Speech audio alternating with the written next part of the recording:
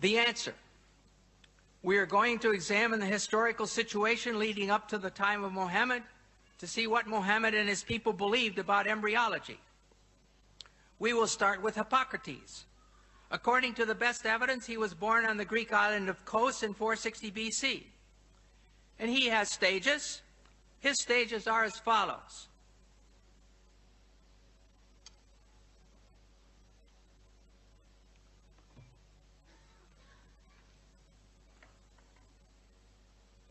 The sperm is a product which comes from the whole body of each parent.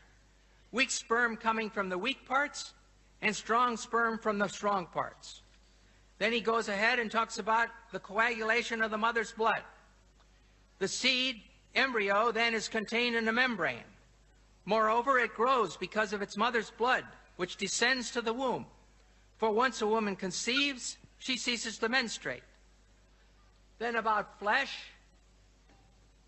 he says at this stage, with the descent and coagulation of the mother's blood, flesh begins to be formed with the umbilicus.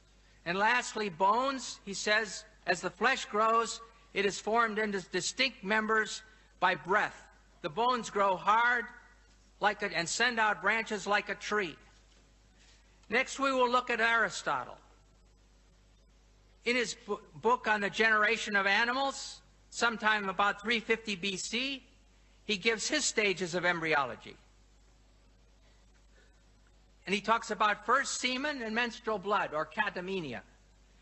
In this section, Aristotle speaks of the male semen as being in a pure state. It follows that what the female would contribute to the semen of the male would be material for the semen to work on. In other words, the semen clots the menstrual blood. Then he goes to flesh. He says nature forms this from the purest material, the flesh.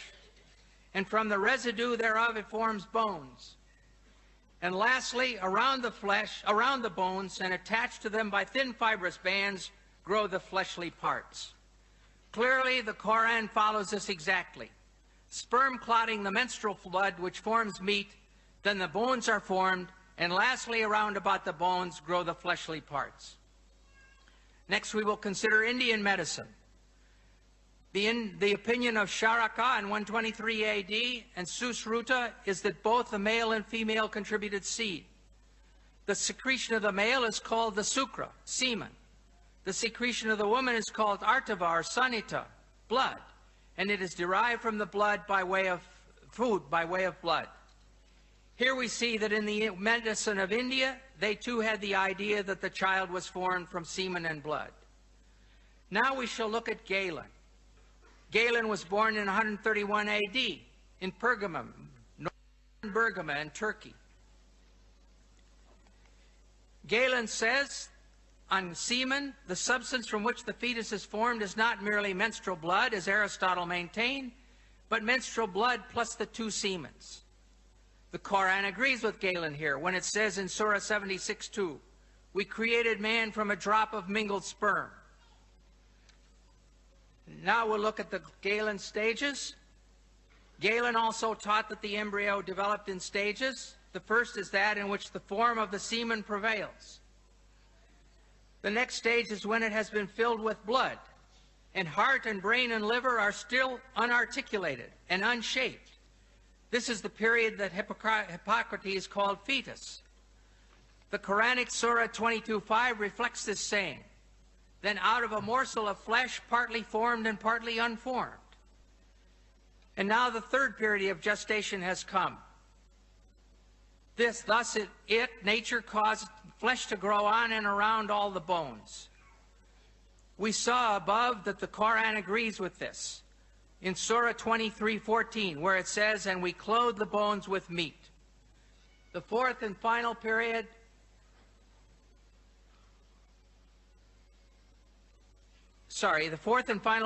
is at the stage when all the parts in the limbs have been differentiated.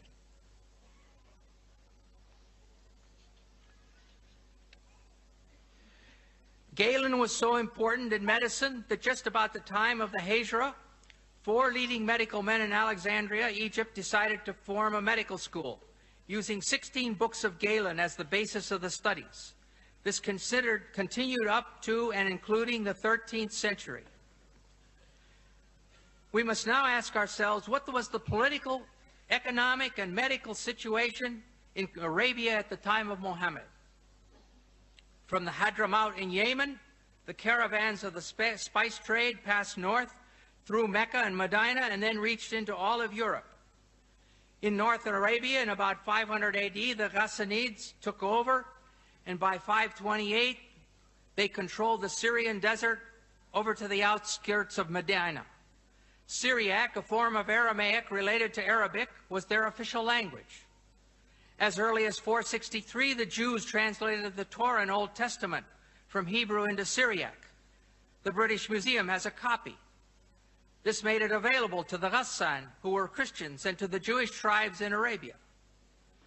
During this time, Sergius al-Rasini, who died in Constantinople in 536, one of the earliest and greatest translators from Greek into Syriac, translated various works on medicine, including 26 works of Galen. This made them available in the kingdom of Khosrow I in Persia and to the Ghassan tribe, whose influence extended to the outskirts of Medina. Khosrow I, Arabic Kisra, king of Persia, was known as Khosrow the Great. His troops conquered areas as far away as Yemen, and he also loved learning and started several schools. The school of Jundi-Shapur became, during Khosrow I's long reign of 48 years, the greatest intellectual center of the time. Within its walls, Greek, Jewish, Nestorian, Persian, and Hindu thought and experience were freely exchanged. Teaching was done largely in Syriac, from Syriac translations of Greek texts. This meant that Aristotle, Hippocrates, and Galen were readily available when the medical school at Jundi-Shapur was operating during his reign. The next step was that the conquering Arabs compelled the Nestorians to translate their Syriac texts of Greek medicine into Arabic. The translation from Syriac to Arabic was easy, as the two languages had the same grammar. Concerning the local medical situation during Muhammad's life, we know there were physicians living in Arabia during this period. Harith ben Khalada was the best educated physician trained in the healing arts. He was born about the middle of the 6th century at Taif, in the tribe of Bani Thaqif. He traveled through Yemen and then Persia, where he received his education in the medical sciences at the great medical school of Jundi-Shapur, and thus was intimately acquainted with the medical teachings of Aristotle, Hippocrates, and Galen. Having completed his studies, he practiced as a physician in Persia, and during this time he was called to the court of King Khosrow, with whom he had a long conversation. He came back to Arabia about the beginning of Islam and settled down at Taif. While there, Abu al-Khair, a king of Yemen, came to see him in connection with a certain disease, and on being cured, rewarded him with much money and a slave girl. Though Harith ben Khalada did not write any book on medicine, his views on many medical problems are preserved in his conversation with Khosrow. About the eye, he says that it is constituted of fat, which is the white part. And then the second is constituted with water, which is the black part, and of wind, which constitutes the eyesight. Well, these things we know to be wrong now, but this was Greek thought. All this goes to show the acquaintance of Harith with the Greek doctors. Summarizing the situation in a few words in his book, Histoire de la Médecine Arabe, Dr. Lucien Leclerc writes, Harith ben Khalada studied medicine at Jundi-Shapur, and Muhammad owed to Harith a part of his medical knowledge. Thus, with the one as well as the other, we easily recognize the traces of Greek medicine. Sometimes Muhammad treated the sick, but in the difficult cases, he would send the patients to Harith.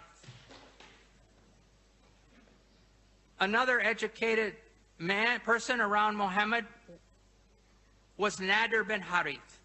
Not related to the doctor, he was a Qurayshite and cousin of Muhammad, and had also visited the court of Khosrow.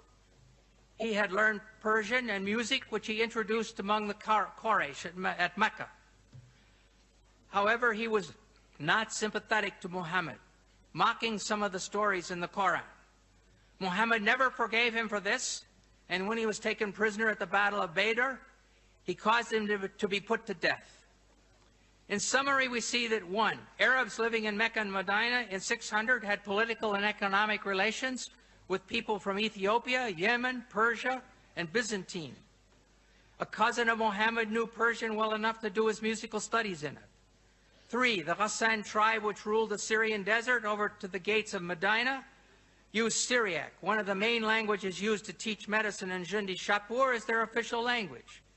An ill king of Yemen came to Taif to consult the physician Harith ben Qalada, who had been trained where? At Jundi Shapur, the best medical school in that world, and to whom Muhammad sometimes sent patients. 5. During Muhammad's lifetime, a new medical school was established in Alexandria, using the 16 books of Galen as their texts. This all shows that there was ample opportunity for Muhammad and the people around him to have heard of the embryological theories of Aristotle, Hippocrates, and Galen when they went to seek treatment from Harith ben Qalada and other local doctors. Thus, when the Quran says in the late Meccan Surah of the Believer, 40:67, He it is who created you from dust, then from a sperm drop, then from a leech-like clot, that perhaps you may understand. And then in the Surah of the Pilgrimage, O mankind, if you have doubt about the resurrection, consider what we have created, that we have created you from dust. It is correct for us to ask again, what were they to understand? What were they to consider? And here are the Quranic stages again. Nutfa, sperm. Alaka, clot. Mudaga, piece of meat. Adam, bones. And 5, dressing the bones with muscles. The answer is very clear. They were understanding and considering that which was common knowledge, the embryological stages as taught by the Greek physicians. I don't mean that Muhammad's listeners all knew the names of the Greek physicians, but they knew the embryological stages of the Greek physicians. They believed that the male sperm mixed with the female menstrual blood to cause it to clot, and this became the baby. 2, they believed there was a time when the fetus was formed and unformed.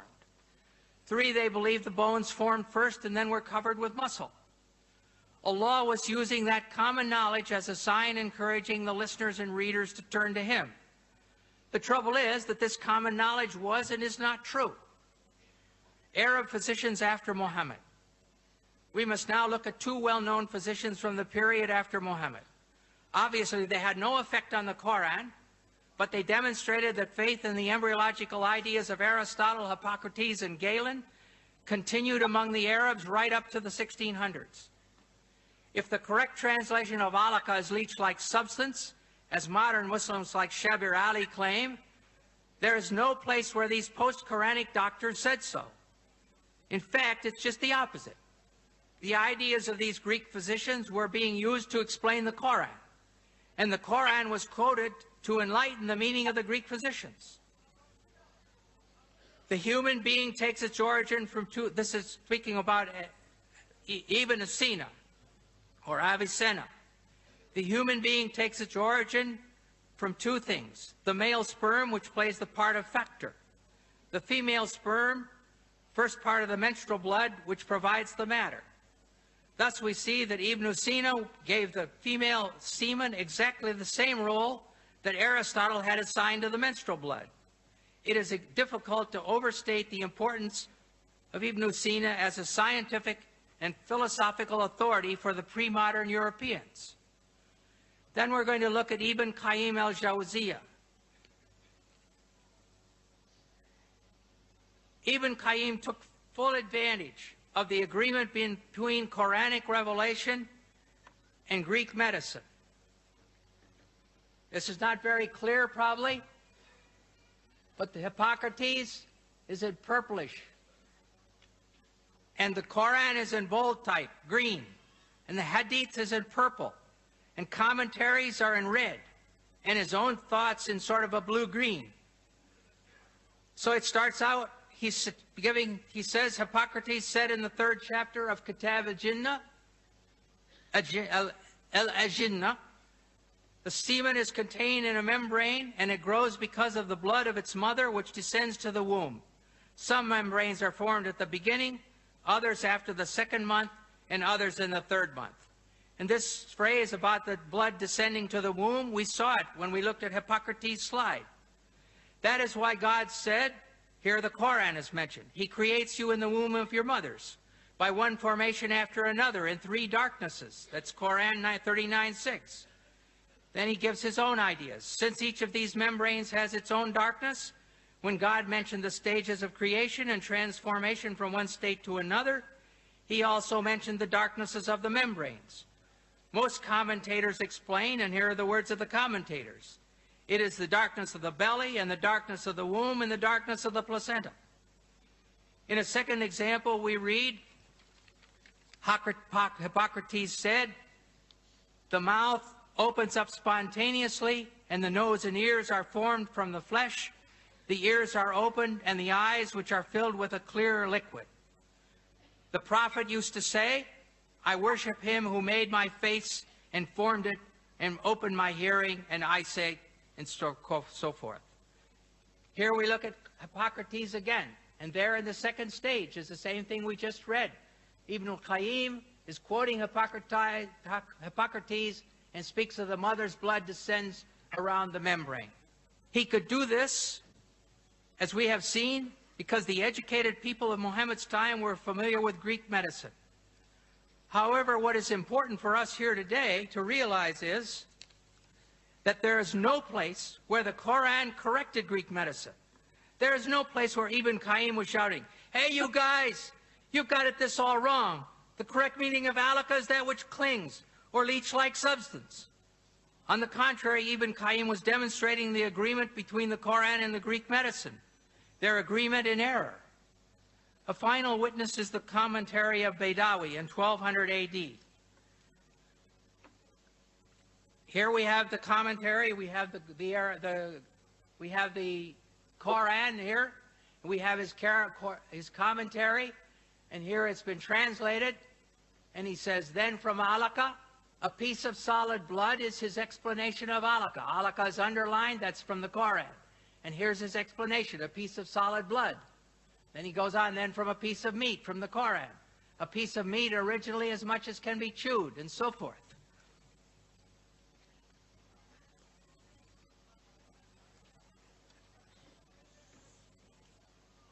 As I mentioned at the beginning of this study, it has been said that the idea of the embryo developing through stages is a modern one, and that the Quran is anticipating modern embryology by depicting differing stages. Yet we have seen that Aristotle, Hippocrates, the Indians, and Galen have all discussed the stages of embryological development during the 1,000 years before the Quran.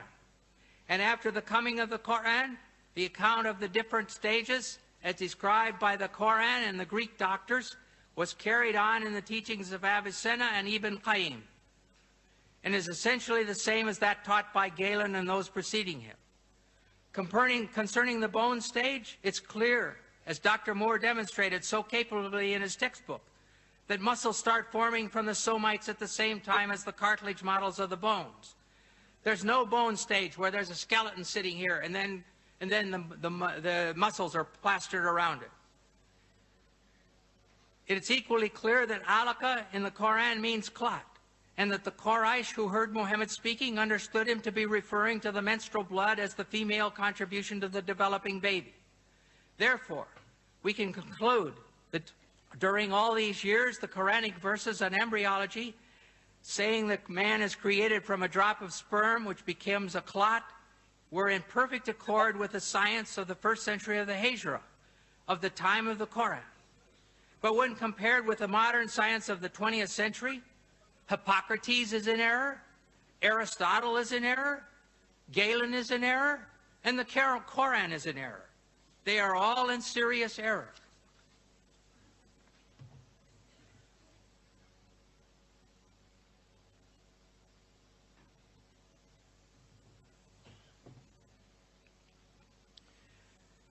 Now we're going to look at a little bit about moonlight.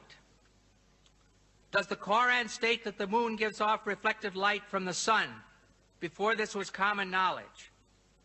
In the Surah of Noah, 71, 15, 16, it says, see ye not how Allah has created the seven heavens one above another, and made the moon a light, Nur, in their midst, and made the sun as a lamp, siraj. The moon is called a light, Arabic nur, and the sun a lamp, siraj. Some Muslims claim that since the Quran uses different words speaking about the light of the sun and the light of the moon, it reveals that the sun is a source of light, while the moon only reflects light. This claim is implied very strongly by Shabir Ali in his booklet Science in the Quran, and stated clearly by Dr. Zakir Naik in his video, Is the Quran God's Word? As you will now see clearly.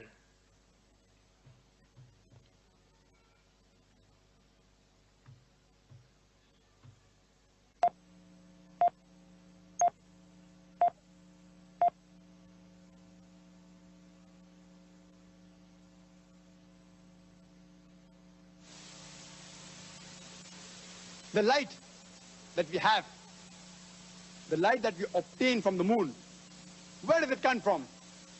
So he will tell me that previously we thought that the light of the moon was its own light. But today, after science has advanced, we have come to know that the light of the moon is not its own light, but it's a reflected light of the sun. I will ask him a question. That it is mentioned in this Quran, in Surah Al-Furqan, chapter number 25, verse number 61. Blessed is he who has created the constellation and placed therein a lamp and a moon, which has reflected light. The Arabic word for moon is qamar, and the light described there is munir, which is borrowed light, or nur, which is a reflection of light. The Quran mentions that the light of the moon is reflected light. You say you discovered it today. How come it's mentioned in the Quran 1400 years ago? He will pause for a time. He won't reply immediately, and then may say, maybe it's a fluke. I don't argue with him. For sake. Near the end of the video, we heard Dr. Naik explain the Arabic word for moon is qamar, and the light described there is munir, which is borrowed light, or nur, which is a reflection of light. Please do not forget what he said. Munir is borrowed light, and nur is reflected light.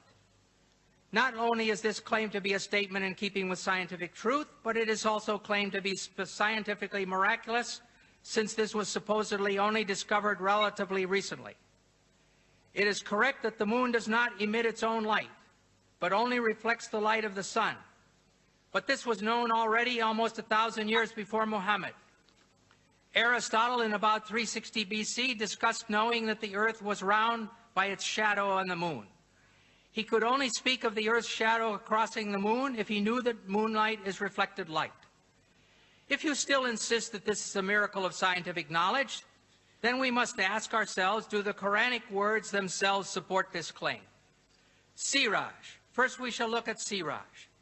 In Surah Noah, which was read above, in Surah Al-Furqan 25:61, it is simply lamp, referring to the sun.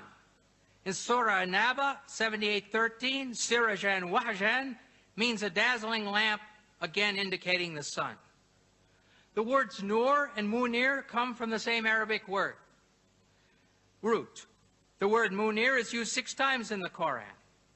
4 times, Surahs Al-Imran 3:184, Al-Hajj 22:8, Luqman 31:20, and Fatir 35:35. It is the phrase Kitab al-Munir, which Yusuf Ali translate as a book of enlightenment, and Pickthall uses the scripture-giving light. Clearly, this indicates a book which is radiating the light of knowledge. Nothing about reflection. Nur. It says in Surah Noah 71:16 and Yunus 10:5 that Allah made the moon a light. Thus we find that the Quran says that the moon is a light, and it never says that the moon reflects light. Moreover, in other verses, the Quran says that Allah is a nur, a light. Surah Nur 24:35, one of the most beautiful passages in the Quran, reads, Allah is the light, nur of the heavens and the earth. The parable of his light is as if there was a niche, and within it a lamp, the lamp enclosed in glass, the glass as it were a brilliant star, and so forth. Thus we see that the word nur is used for both the moon and Allah. Are we going to say that Allah gives off reflected light? I think not. But if you continue to insist that nur, used for the moon, means borrowed or reflected light, and we saw above that Allah is the light, nur, of the heavens and the earth, what is the source of this light, siraj, of which Allah is only a reflection? Think about it. If Allah is named nur, or reflected light, who or what is the siraj? Well, the Quran tells us who the siraj is. But the answer will shock you. In Surah Al-Ahzab 33, 45, 46, we find, O Prophet, truly we have sent thee as a witness, a bearer of glad tidings and a warner, and as a lamp spreading light. Here it says that Muhammad is the lamp spreading light. In Arabic it is wasirajan muniran. Linguistically and spiritually, this is the end of the discussion.